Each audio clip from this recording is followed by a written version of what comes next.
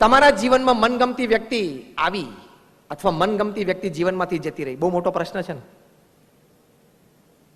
દુનિયામાં 40% સુસાઇડ આના લીધે થાય છે. કારણ કે એક વ્યક્તિ માની લેતી હોય છે કે જે વ્યક્તિ એને ગમી ગઈ એ વ્યક્તિ મારી માટે જ સર્જાણી છે. એ પાછલો ભાગ ખોટો છે. તને જે વ્યક્તિ ગમી જાય એ વ્યક્તિ તારી માટે જ સર્જાણી છે, એ જરા વિભાગ પાછલો ખોટો છે. પણ વી સ્ટાર્ટ બિલીવિંગ ઇટ. એના લીધે કેટલા બધા મોટા પ્રશ્નો થાય છે, મર્ડર્સ થાય છે ને. મનગમતી વ્યક્તિ જીવનમાં આવી કે મનગમતી વ્યક્તિ જીવનમાંથી જતી રહી. પ્રારબ્ધનો ખેલ છે, ભગવાનની ઈચ્છાનો ખેલ છે. Why are you getting disturb? કોઈ પણ પરિસ્થિતિમાં આપણી માનસિક સ્થિરતા અને આંતરિક આનંદ, આ બે વસ્તુ ઉપર કોઈ પણ પ્રકારની ઈજા પહોંચવી જોઈએ નહીં. એ અભિગમ આપણે મુખ્ય શીખવાનો છે. Done is done. It cannot be undone even if you go to London. થઈ ગયું એ થઈ ગયું, પાછું એ રિવર્સ થતું નથી. તમે ગમે ત્યાં જાઓ તોય, ચંદ્ર ઉપર જાઓ તો પણ એ ફરી વખત એ વસ્તુ આપણા મન પ્રમાણે થતી નથી. આવી પરિસ્થિતિમાં એટલે કે મનગમતી વ્યક્તિ જીવનમાંથી જતી રહી તો પણ અભિગમ એટલો જ રાખવાનો છે. પ્રયત્ન આપણા તરફથી 2 ને 3 વખત થાય, જોડાણ થાય, પણ કદાચ ના થયું તો એને કહેવાનું કે ભગવાન તારું સારું કરે, તારી ખૂબ પ્રગતિ થાય. Give him a big hand, a big bye, turn around your head and delete his number from the mobile. Simple. એને શુભેચ્છા પાઠવવાની, એનું સારું થાય એવી એકવાર પ્રાર્થના કરી લેવાની, 2 કે 3 વખત જોડાણના પ્રયત્ન પછી ગોળ ફરી જવાનું અને મોબાઈલમાંથી ડિલીટ નંબર કરી નાખવાનો. એટલે શું, ફરી વખત સ્ક્રોલમાં પાછો નંબર આવે નહીં, અને આવે ને પાછું દુઃખ આવે. You tried your best, it did not happen, accept it, don't get disturb. કે જીવન તો આપણે જીવવાનું છે ને. તો વ્યક્તિગત જીવનમાં જ્યારે આવા પ્રશ્નો આવે, સંબંધોના પ્રશ્નો આવે, ત્યારે બહુ જ ફર્મ, દ્રઢતાપૂર્વકનો અભિગમ અપનાવવો ખૂબ જરૂરી છે. નહીં તો આંતરિક દુઃખમાંથી વ્યક્તિ બહાર જ ના આવી શકે. આપણા સ્વજન કોઈ મૃત્યુ પામે, નાની ઉંમરે મૃત્યુ પામે, તમારા છોકરાને હાર્વર્ડમાં બિઝનેસ એડમિનિસ્ટ્રેશનમાં એડમિશન મળે, MBA થાય, $1 લાખ પગાર અમેરિકામાં ચાલુ થાય, 6 મહિના પછી કાર એક્સિડન્ટમાં એનું મૃત્યુ પણ થઈ શકે છે. પ્રમુખ સ્વામી મહારાજ આની માટે સુંદર એક અભિગમ શીખવાડે છે, અને એ અભિગમથી ઘણા બધાના જીવનમાં આ પ્રકારના પ્રસંગો બન્યા તો સ્થિર રહી શક્યા. પ્રમુખ સ્વામી મહારાજ શીખવાડે છે કે હાર્વર્ડમાં એડમિશન મળ્યું એ પણ ભગવાનની ઈચ્છા. એ છોકરો ગ્રેજ્યુએટ થઈને વન્ડરફુલ સેલરી અને ગુડ જોબ, ગોડ્સ વિશ. અને કદાચ એ છોકરો નાની ઉંમરે મૃત્યુ પામ્યો, ભગવાનની ઈચ્છા સમજજો. કારણ કે ના સમજો તમે બીજું કરી શું લેવાના? દેશી ભાષામાં શું કહે છે? લે થાય કર લે. તો શું થવાનું શું છે? થઈ શું શકવાનું છે આપણાથી? કશું જ નથી થઈ શકવાનું.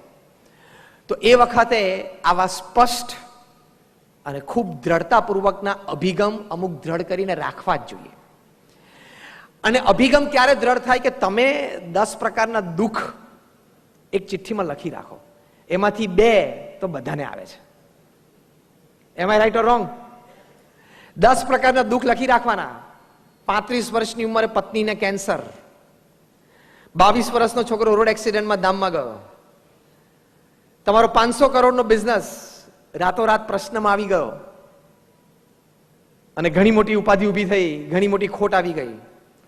આવા 10 જીવનના મેજર દુઃખ લખી રાખવાના, આંખ બંધ કરીને 2 ટીક કરવાના. બધાને આવે છે.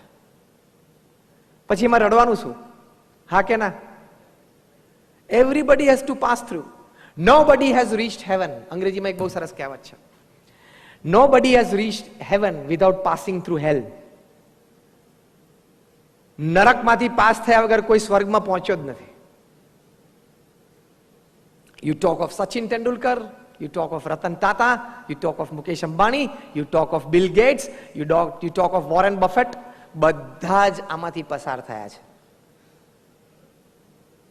તો પછી ખિસ્સામાં 2 હીરાની પડીકી વાળા પણ પસાર થાય, અને ઓફિસમાં હીરાના ઢગલા વાળા પણ પસાર થાય.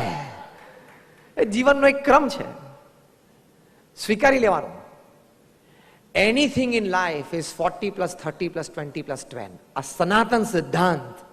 કદાચ આજના પ્રવચનમાં બીજી કોઈ વાત તમને યાદ ના રહે તો આ યાદ રાખજો કે જીવનના પ્રસંગો, ઘટનાઓ, જીવનમાં સંબંધો એ બધા 40, 30, 20 અને 10 જ છે.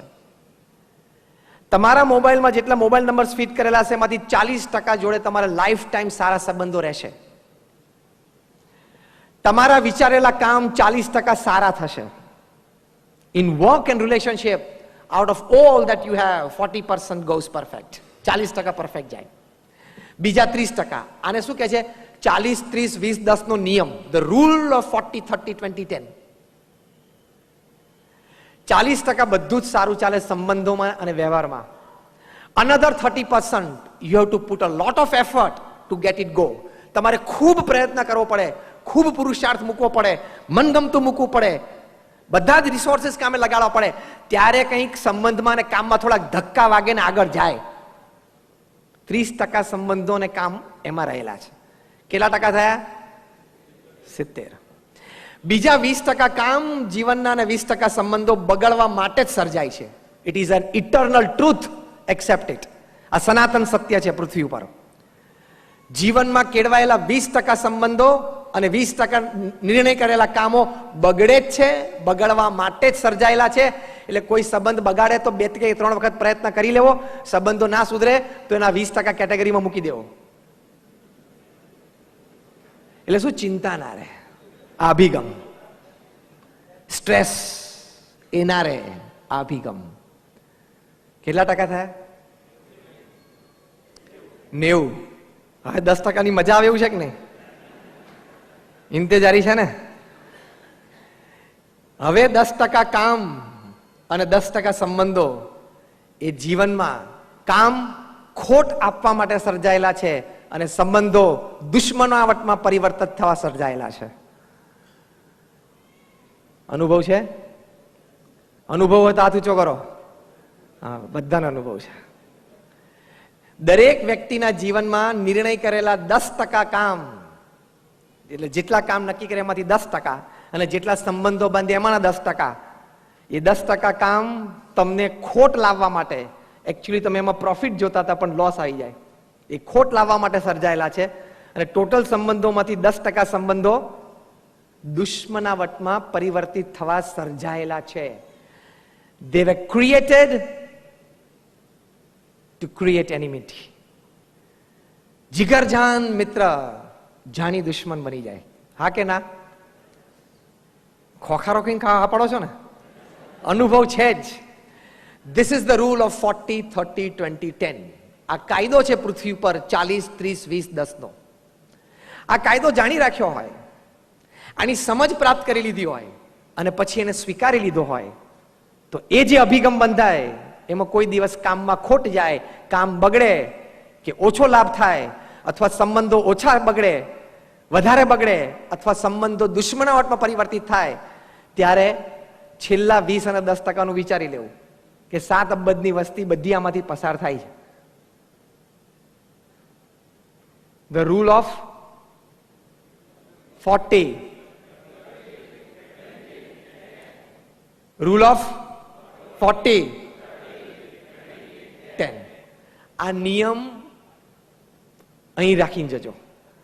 40, 30, 20, 10 નો કાયદો પૃથ્વી ઉપર લાગુ પડે જ છે. મુખ્ય જે 2 વિભાગ છે, કામ અને સંબંધો. તો એ અભિગમ, આ વિચારધારા જો સ્પષ્ટ હોય તો દુઃખ ના થાય, તણાવ ના આવે, સ્થિરતાથી રહી શકાય, ધીરજ રહે. એ બહુ જ મોટી વાત છે. એટલે આ અભિગમો જીવનમાં એક દ્રષ્ટિકોણ, એક અભિગમ એ પણ કેળવવાનો છે. હું પ્રયત્ન કરીશ, હું શ્રદ્ધા રાખીશ તો કોઈ પણ કામ અઘરું નથી, દરેક કામ થઈ શકે છે. એક બહુ જ સારો અભિગમ છે. If I decide, if I put in my efforts, if I put in my resources, any work I can do, I will do. I will do it, I will make it happen. હું આ કામ કરીશ અને હું આ કામમાંથી પરિણામ પ્રાપ્ત કરીશ. એ અભિગમ રાખો. મેં તમને આ પ્રથમ ભાગમાં, અભિગમ પ્રવચનના પ્રથમ ભાગમાં એક સ્પષ્ટ ચિતાર આપી દીધો. વ્યક્તિગત જીવન, કાર્યલક્ષી જીવન અને વ્યવસાયિક જીવનમાં આ અભિગમો બહુ સ્પષ્ટ રાખે.